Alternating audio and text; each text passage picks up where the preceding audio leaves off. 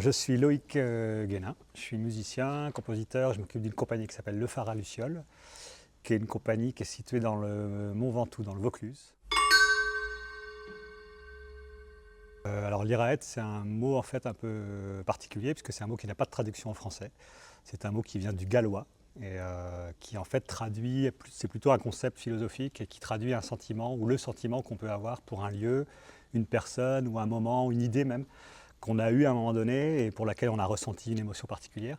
Et du coup, ce sentiment qu'on peut avoir pour l'envie de retrouver ce moment particulier, ça peut se nommer l'Iraët. Donc c'est une sorte de saudade, un peu de mélancolie, mais pas forcément que dans la tristesse ou le négatif.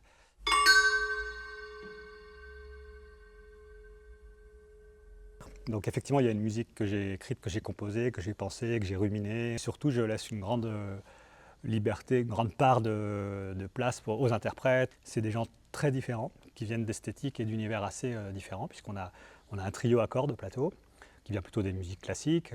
On a un chanteur, donc Arthur H, qui vient plutôt de la pop, de la chanson. Et puis on a ce duo que je forme avec Éric Brochard, qui est plutôt de noise, d'électroacoustique, de musique expérimentale. Donc du coup, tous ces univers mêlés, pour moi, ça procure un sentiment d'une richesse extrême, qui permet de faire des croisements, de superposer des matières, parce que ce ne sont que des gens qui aiment le son et qui sont amoureux du son et de la matière, de la texture. Et un texte aussi écrit par Arthur à propos de l'Iraët, puisque lui s'est emparé vraiment de cette thématique et il s'est inspiré du parcours d'un mousse qui s'appelle Narcisse Pelletier, dont il raconte un peu l'histoire, même s'il l'a complètement tordue. Et puis il y a une troisième dimension, c'est la dimension de la scénographie et du plateau, puisqu'il y a une équipe technique et qui travaille en temps réel en fait le déplacement des images qui arrivent, qui repartent, avec un peu des artifices très simples, mais qui sont un peu pour moi dans quelque chose qui raconte aussi le fait qu'on est en mouvement, on est sur ce cargo, on se déplace et que les choses bougent autour de nous en fait. En fait, on est 6 au plateau. Donc, comme je le disais tout à l'heure, il y a un trio à cordes, donc violon, alto, violoncelle. Mais ce sont aussi des chanteuses. Ensuite, il y a ce duo dont je parlais de Noise, donc avec Eric qui est au laptop, donc vraiment ordinateur, patch max, temps réel, effets, etc. Il y a des percussions un peu classiques, donc type cloche tubulaire, etc. Mais il y a aussi une pseudo-batterie, il y a des claviers analogiques, plein d'objets sonores, un gong, enfin voilà, plein de choses diverses et variées. Mais je peux jouer aussi par exemple des sacs en papier à un moment donné, ou des morceaux de polystyrène, enfin voilà.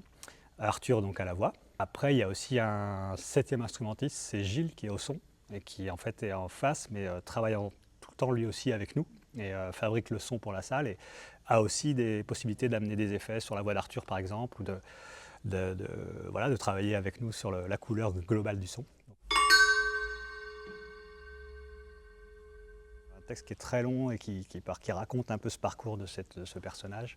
Alors, en plus, à l'intérieur de ce texte, il y a une langue inventée, puisque le personnage il va être accueilli par les autochtones en fait, qui parlent une langue qu'il ne connaît pas, et cette langue, elle est à la fois, elle utilise des mots, mais elle utilise aussi des sons instrumentaux justement. C'est peut-être un peuple qui parle avec des instruments. Donc peut-être une phrase, ça serait un truc comme ça. Voilà.